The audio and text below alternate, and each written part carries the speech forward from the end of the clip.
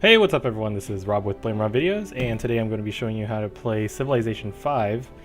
This is a very complicated game, so the goal of this video is to show a new player, a brand new player, just enough for the basics so that they can understand what's going on and start playing. I'll create a game with standard settings. You can pick whichever civilization you want, but I'm just going to pick America for this video, and then I'll set the difficulty to level 1 settler just so we can learn how to play this game. If you're just starting out, I recommend you start out on the easiest difficulty just to learn the game. So Civilization 5 is a turn-based strategy game. You play it on a large map divided up into tiles, and the most basic way to win is by killing the other civilizations, and we'll kind of get into that. We'll show you how to do that in this video. You start off the game with 2 units. You get a settler and a warrior. The settler is what you need in order to build your city, and the warrior is your basic fighting unit. So if you're just starting out, go ahead and click on your settler, and you can move him around in the beginning, but for now just settle him in place. And let's take a look at the city. So go ahead and click on the name of the city and click on citizen management up here. And this shows you the different production that each of the different tiles is producing. So this game, one of the aspects of this game is the tiles and what kind of things the tile is producing. So a tile can produce different amounts of 3 different things. So the first thing is food, indicated by the green apples. The next thing is production, indicated by the hammer. And last thing is gold, indicated by the gold coin. In order to grow your city, in order to build things, in order to buy things, you need to be working these tiles. When you start out your city, you start with 1 citizen. So as you can see here, you have 1 citizen, and he works one of the tiles. So your capital works 1, but then you get 1 citizen to throw around wherever you want. And usually, if you just let the AI handle it, it usually defaults to whichever tile has the most food. And so let's talk about these 3 different things here. So food is used to grow your cities. Each citizen in your city requires 2 food. And right now this city is producing 4 food. 2 from this first city tile, and then it's producing 2 from the tile that's being worked. So since it only needs 2, there's 2 in excess. And that excess goes towards growing the city and producing a new citizen. So if you look at the summary, you can see that there it says progress in the middle. It says progress 0 out of 15. So each turn it's going to take that extra 2 and put it towards the progress. And once it reaches 15, the city will grow and it will get a new citizen. And then you can use that citizen to work another tile. And then the amount of progress required in order to grow a 3rd citizen will increase from like 15 to 20 or 25 or something like that. And it keeps going up and up. So that's how you grow your city and work more tiles. The production, or hammers, is used to build units in the city. Units or buildings. So if you click on choose production over here, you'll see that right now we have a basic set. We have a small set of things we can build, a couple of units and 1 building. We can build more settlers. We can't build them yet, but we can build them later.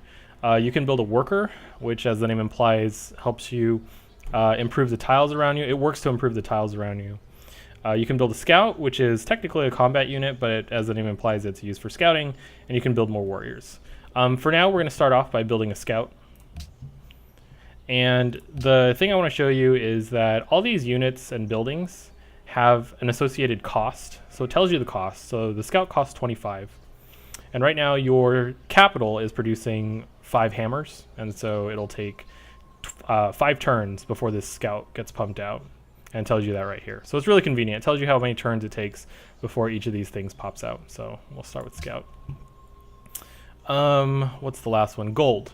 So gold is the last resource thingy that can be produced by tiles.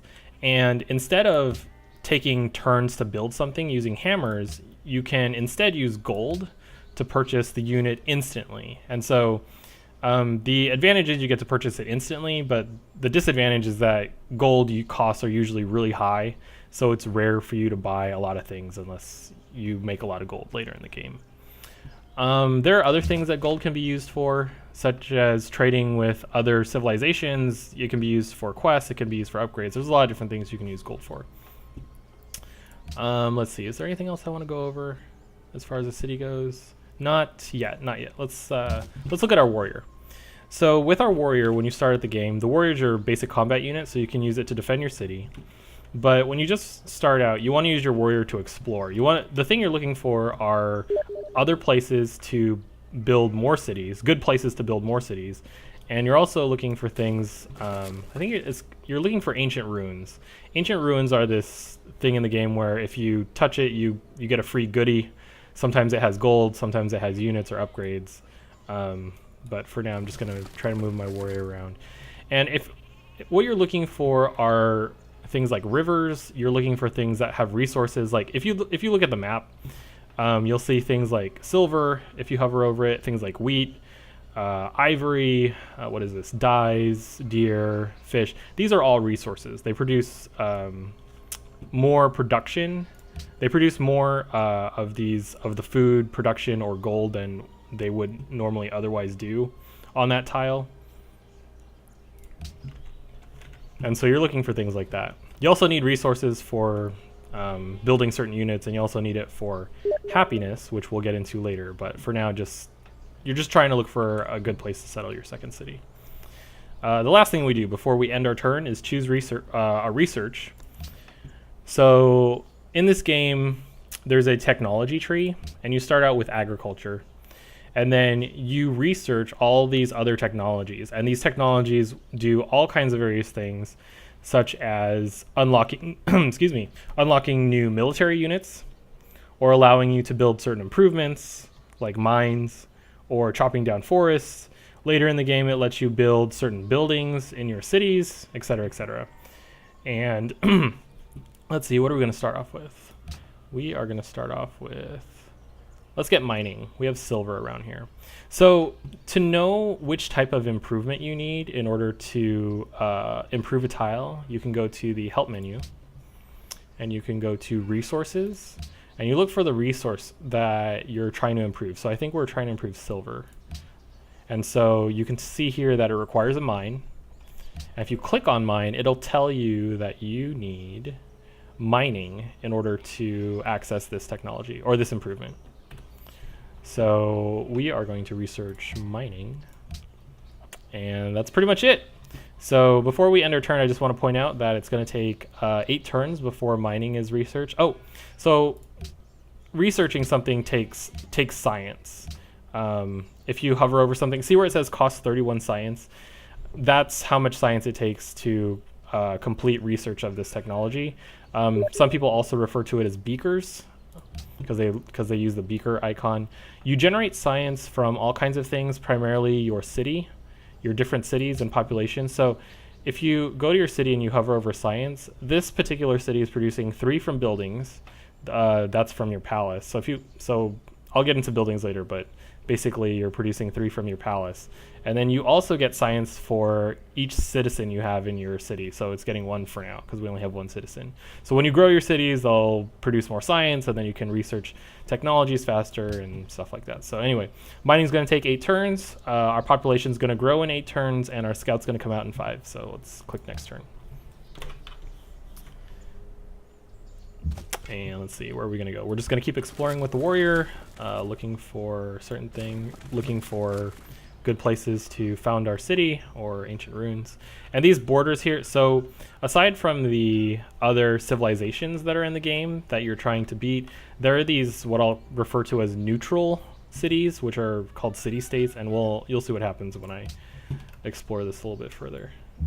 All right, so let's see if I can get over here. All right, so you have met the city-state of Cape Town. So city-states, again, are neutral cities. They don't build settlers to build more cities. This is the only city they'll have. Their borders still expand, and they do a variety of different things. The first evident thing is that when you first discover them, they give you a gift of gold. If you click on the city, you'll get some details about the city, and so you'll have these city states can either be neutral to you or they can be allies or enemies, and it just depends on how you interact with them. We're not going to get into super detail in this basic tutorial video, but basically cities will sometimes have quests for you that you can complete, and that'll give you favor. You can also give them a gift of gold, and you'll gain influence. If you get enough influence, depending on the trait of the city-state, you'll get a bonus. So this particular one is a maritime city-state, and if you give it enough gold or you somehow gain enough influence, it'll give you food, which will help you grow your capital, and if you get more food, it'll help grow your capital faster than you normally otherwise would. So it's just another place you can spend gold, or another place you can send units to try to complete the quests that they will give, and they'll have alerts for you. Okay, so we're just gonna keep on trucking here and looking for stuff. All right, there we go. So we found runes. We need to go touch them now, and you'll see what happens. And it looks like we found another AI over here as well. So one thing I forgot to mention with the warrior is that most land units have 2 movement. But if you'll notice, I can't move 2 spaces towards the ancient ruins anymore because this forest is blocking my way. So going through forest or hills or going over water is like difficult terrain. It's rough terrain, and so it gives you a penalty to movement. So I can only move 1 space this turn. And looking back at our city, we can see that, you know, the city's growing. It's 4 more turns until I get a new citizen. We can also see that my scout's about to come out, and we can see that mining is still being researched. All right, let's talk about the scout. So I just mentioned that there's rough terrain in this game. So normally when a unit is trying to go over water or on a hill or through a forest, there's a movement penalty. Well, scouts don't have that movement penalty. They ignore the terrain costs. That's why they're good. That's why they're good for scouting, because there's a whole lot of map to explore in the beginning of the game, and they're cheap to build, and they have the same 2 movement as a warrior, but they're able to move much quicker through the rough terrain. And look at that, we found a rune, and it adds up, because if I had a warrior, this would have taken me 4 turns to get to, but since it's a scout, it only takes 2. So and actually I found 2 different runes, so this is great. All right, so let's continue trucking on. Okay, so the warrior can move here, and then he'll move here. All right, runes explored. You find survivors among the runes which agree to join your empire as settlers. Okay, great. So they gave us another settler, and we'll look for a nice spot to put the settler. If you highlight the settler, the computer will try to tell you good spots to put to found your new city. And you know, when you're just starting out, it's not a bad idea to put it where it tells you. It tries to put you near what's called luxury resources, and you need that for happiness, which I'll get into later. But for now, let's try to find a spot to settle our city. And actually, so the settler isn't a combat unit. So if an enemy player or a barbarian, which we'll probably see here in a second, touches the settler, it'll get captured. And so I'm not going to move my settler yet. I'm going to wait for my warrior to get movement before I move the settler. All right, so I'm going to keep on trucking. I think he can move. Nope, he's out of moves. All right. Oh, choose production. So now that the scout's done, I go back to the original city, my capital city, and I can choose something else to build. So we've already made a scout. Let's make a worker. That's usually what happens. So we're going to make a worker. And what the worker does is he's going to improve these tiles so they produce more. So for example, this one right here, it's producing two food, 1 hammer, and 1 gold. If I improve it, it'll, I think this is deer, right? Yeah, this is deer, and it requires trapping. I don't have that yet, but if I were to improve it, I think it adds a hammer to that tile. So anyway, let's click on next turn. All right, the scout is going to continue on and touch the runes. And this one's going to give me increased population in my capital. So instead of having 1 citizen like it did before, that rune gave me an additional citizen to my capital. So as you can see, these runes are nice. They give nice little bonuses early in the game. Definitely worth getting. So now I have 2 citizens, and now it's going to take me 6 turns before I grow to my 3rd citizen. If you look here on the tiles being worked, you can see that the same tile is still being worked, but now a new tile is being worked. So now in total, I'm producing 6 food. I think I get 3 hammers from the land, but then I have a building that gives me 3 more hammers, so 6 total. And then I'm working 2. I get 2 gold from the land, and then I get 3. Oh no, I get 3 gold from the land, and then I get 3 from my building. So they're still going to go to work, and we're going to keep exploring. So let's put this settler somewhere. So either wants me to put it over here on the right. Oh, and look, there's another ancient ruins over there. Wow, that's great. All right, so I've already explored over here. Let's see. There's ivory, which is a happiness resource, and we'll get back to that in a second. But do I really want to place it there? I'll place it. I'll explore over here first and see what's over here. So let's look over here. All right, so it looks like there's ivory over here, and it looks like it wants me to settle over here. What does this give me? This gives me a bunch of elephants and a bunch of cattle.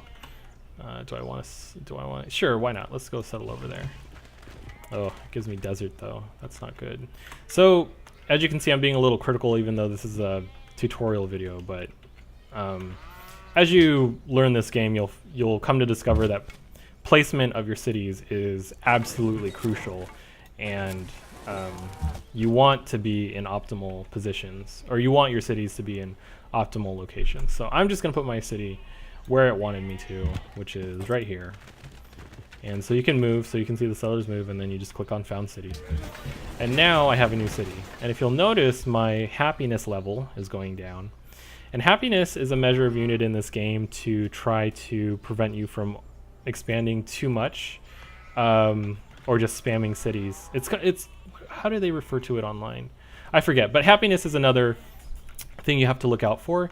Basically, you start out with a certain amount of happiness, and every time you make more cities, every time you create more cities, and every time you get more citizens, your happiness decreases. And there are things you can do in order to increase your happiness to counteract that. The most common thing is to look for what's called luxury resources.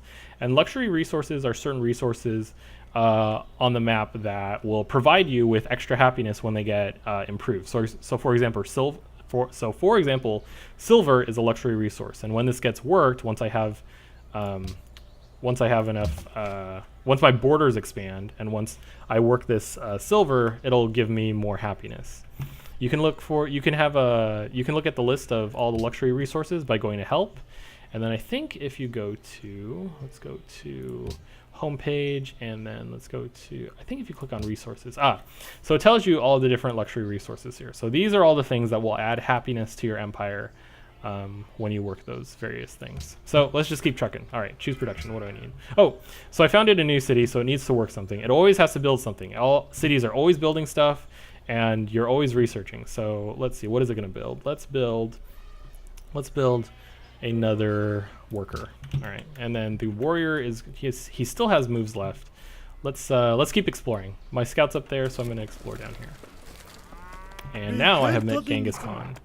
And you can interact with these different civilizations. You can trade with them. You can pay gold for luxuries. You can sell your luxuries to them. You can, there's a whole bunch of different things you can do. You can also talk to them, and there are a whole bunch of different diplomacy options available to you. This is a basic tutorial video, so I'm not going to be going over that. Diplomacy takes a little while to explain, and I might show you an example of how that works later in the video, but for right now, we're just going to not interact with the AI in that way. All right, where am I going? Oh, I've missed my there was a ancient ruins over there and I didn't get it with my scout. All right, so this one gave me more map. So now I can see over here, I think, and I think that's all it gave me. All right, where am I going? Okay, my warrior needs to move. Let's see if I can move through this. I don't know. Okay, good. So he's gonna move through there. Research. So I'm done with mining. I am going to, let's get, and what's around me? I have silver there, silver. Okay, so I need animal husbandry for this cattle, and I need trapping for this ivory. So I'm gonna pick, I need animal husbandry because that's gonna let me construct a pasture for the cattle, and then trapping lets me construct the camp for the ivory. So I'm gonna go towards that. And you can click on trapping instead of animal husbandry, but it lets you know that it's gonna be one turn away, or one tech away, because you need animal husbandry first. And sometimes you need multiple techs before you can open up, before you can start researching it. So for example, engineering, you need mathematics as well as construction. So I will be researching trapping. All right, let's keep going on. And the civs get mad when you settle near them, so they just let you know not to settle near them. And then at higher difficulties, it affects diplomacy and interactions and stuff, and they might go to war with you. So it's just something to keep in mind. But at early difficulties, the enemy civilizations are so weak, you can do whatever you want, really. So we're just going to keep on going. Okay, so now is a good time to talk about culture. You see this message that says may adopt policy. So what is culture? Culture is this purple stuff here. And culture is produced usually by buildings. So right now my palace is producing one culture. And culture does two things. The first thing it does is it lets you adopt social policies. So up here at the top where it says next policy, you'll notice it's 10 out of 10. That's because I've been getting one culture every turn. And now that I've filled up this bar or whatever, I now have access to a social policy. So I'm going to click on this message. And now I get to pick a social policy. You start out by being able to pick from 3 different ones: tradition, liberty, and honor. And social policies are basically like talents. You basically get perks for picking these different social policies, and when you complete a tree, there's another added bonus to it as well. Tradition is basically for smaller civilizations that want to have fewer cities but bigger cities. Liberty are for civilizations where you want lots of cities but smaller cities, and honor is your combat social policy. And the thing is, you can pick multiple social policies. You don't have to just stick to one. So later, as I get more points, as I get more social policies, I can go from tradition to liberty to whatever I want, and then these will get unlocked, and you can go crazy. But usually, I'm overgeneralizing, but tradition is for fewer cities, liberties for lots of cities, and honors for combat. And there are, of course, very complicated strategies around these different talents. But for now, we are going to pick, let's go with honor. Let's go with the fighting one. Oh, so the first thing you do is you have to do the social policy opener, and you have to adopt it. So when I adopt honor, it gives me 25% combat bonus versus barbarians. Barbarians are the neutral enemy of the game. They attack other civilizations as well as city-states. We haven't run into a barbarian yet, but hopefully we will. All right. And we're going to keep on trucking. Our scout's going to keep exploring, and he's going to... Oh, there we go. So there's a barbarian camp. And so these camps will spawn other barbarians, and those barbarians will start attacking the nearest thing they see. Or, well, they'll explore and attack whatever the heck they want. But basically, they can steal your workers, they can attack your city. It's really bad. So with honor, we get a bonus for fighting the barbarians. So hopefully it'll help. A unit needs orders. We are going to move here and keep exploring. All right. Next turn. Oh, I didn't explain what the other thing culture does. So the other thing that culture does is expand your borders. So if you notice, when you spawn your cities, you only get these 6 squares around your city. But then if you click on your city, you'll notice these purple highlighted tiles. Those are the tiles that are going to get where your borders will expand the next time your culture meter fills up. So aside from the social policy thing, you've also got this icon over here, or this culture thing over here, that tells you how much culture you need for this city before the borders expand. So right now we're only producing 1 per turn. We have to get to 15, and that's when the borders will expand. And it'll give us one of these tiles. The other thing you can do is use gold to buy these tiles. That's another way to spend your money. And you can buy up whatever you want, but we've only got 120. We might buy a tile. Depends on when our worker comes out. He comes out in 6 turns, so we'll see. All right, a unit needs orders. All right, we're gonna keep moving. Let's talk about fighting barbarians really quick. So you can use your scout to fight as well. It is a combat unit. If you select the unit and you hover over the enemy unit, you can see on the lower left side sort of a summary of what's probably going to happen.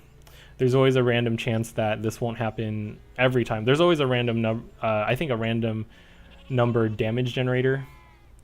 And so it's not always going to do, you're not always going to do 5 damage and take 7 damage or whatever it says there at the bottom. The other nice thing is it tells you the bonuses you get as well as the bonuses they get. This is a minor defeat, so I'm not going to fight them, not yet anyway. And we're just going to keep moving. And we're going to keep moving with the warrior. Let's explore down here. Oh look, it's another city-state. And the nice thing about exploring too is you get gold. And you can use that gold for borders or buying units or gifting to the city-states for bonuses. Alright, York has grown, Washington has grown, everything's growing. Alright, so now my city is grown to citizen 2, or 2 citizens, and I think Washington's grown to 3 citizens, and it should be working 3 tiles, as we can see here. And where are we going to go? And the other thing I want to point out is my happiness is starting to drop dramatically. I think before we started with like 15 or something, but now it's dropped down to 11. Remember, we're on the easiest difficulty, so it's being very generous with the happiness. Usually at the higher difficulties, it's so hard to get happiness, and that's what really limits your ability to expand very quickly. Because if you go into unhappiness, if you go into negative happiness or unhappiness, you start to get penalized. Your cities don't grow. If you get super unhappy, your citizens will actually revolt, and your military units will actually not perform as well. And this particular rune that I just explored gave us a free tech. So again, runes are very good. Next turn, let's see. I think that's it. All right, animal husbandry is going to be done next turn. Everything's going to get finished. Oh, the other nice thing is that when you found your second city, it's producing more science as well. So there are advantages. You kind of got to balance it out. But basically, when you settle more cities, you're going to be producing more science because you have more citizens in that second city. So it's producing 2 science. It also produces gold, and you just kind of got to balance it out. Let's see. Warrior's going to keep exploring. Unit needs orders. This guy is going to go up here. And now we're actually getting close to the ice. That's a pretty good indicator that there's nothing up here, so I'm going to start going to the right with the scout. And that's it. Next turn. What are we on? Turn 14. Alright. Nothing over there. I'll get right up next to the barbarians. Maybe they'll attack me. Because you get a bonus. You get a terrain bonus for if they attack you. If you're on the hill and they try to attack you, you get a small bonus. So I'm not afraid to move next to them. My warriors are going to keep exploring. And we're going to keep moving. Alright, this guy. Oh, okay. Little lesson in combat. If you try to move next to another enemy, it only lets you move 1 space. It's designed this way for several different reasons. I think one of the main reasons is because there are ranged units in this game. And so I think the idea is to have the meat shields in front and then prevent the enemy from moving too fast to just go straight for your range units. So I'm going to move around this guy. Alright, and my guy's going to move as well. And just keep exploring. Looks like we found another civilization. So it looks like we've met China. So it looks like, I guess China's somewhere over here on the lower left. We'll find him soon. Alright. Stuff's going to keep building. Okay. Scout's going to keep exploring. And it doesn't look like there's anything else over there, so I'm going to bring the scout back pretty soon here in a second. Alright. And there's China. Alright, our warrior. What is our warrior going to do? Alright, not our warrior, our worker. Okay, our worker's done. He has 2 movement, just like a regular unit. He's going to move towards this mine. Excuse me. I want to work the silver. Alright, choose production. So now that the worker's done, what else have we built? We built a worker. Why don't we build, just for learning purposes, let's build a building. So a building is, as the name implies, it's a building for your city, wherever you build it in. But it doesn't necessarily spawn on a tile. It's just part of your capital. So if you click on your capital, you can see, well, this is a wonder, but it's a building. But basically, let's build a building and I'll show you what happens. So buildings have a production cost, just like a unit does. And so what is this? The monument has it costs 40 hammers and it gives you 2 culture. So we already know what culture does. Culture gives you, having more culture will let you adopt social policies faster, and it'll also allow you to expand your borders faster. So that's what this does. And then granary, what does this do? This costs 60, gives you 2 food. You'll notice it has a maintenance cost of 1. So that's the other thing that gold is used for. Sometimes buildings have a maintenance cost and costs money per turn. Units also cost money per turn. I believe they cost 1 gold per turn. I don't know if that applies on this difficulty level, but we'll see. So granary, what does it do? Produces 2 extra food, and each source of wheat, bananas, and deer that are worked or have the tile improvement produce an additional food. So basically this will give you more food. And for learning purposes, why don't we let's get the monument so we can expand quickly, and then maybe we'll get some of this stuff later. All right, next turn.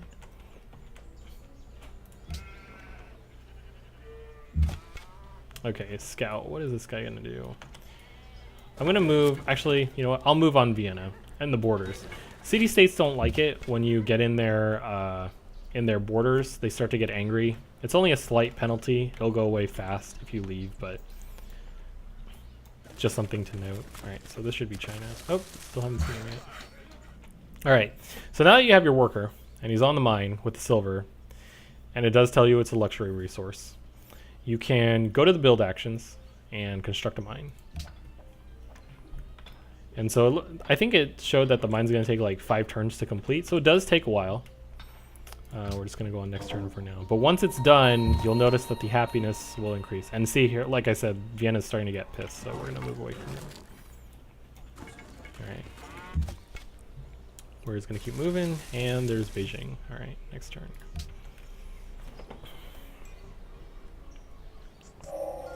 Even brute beasts and wandering birds. So trapping's done. So now I can work the ivory once I get another worker. What am I going to do? I got to move this guy. So he's going to move here, and I guess I can explore up there. This looks like a pretty small island. And I think we're going to find the edges of this land pretty fast here. So it looks like this is the whole island. The other civilizations are on another island, so we're going to have to transport our units via ship. I think you can... I'll show you how to move your units through water. You need a technology in order to do it.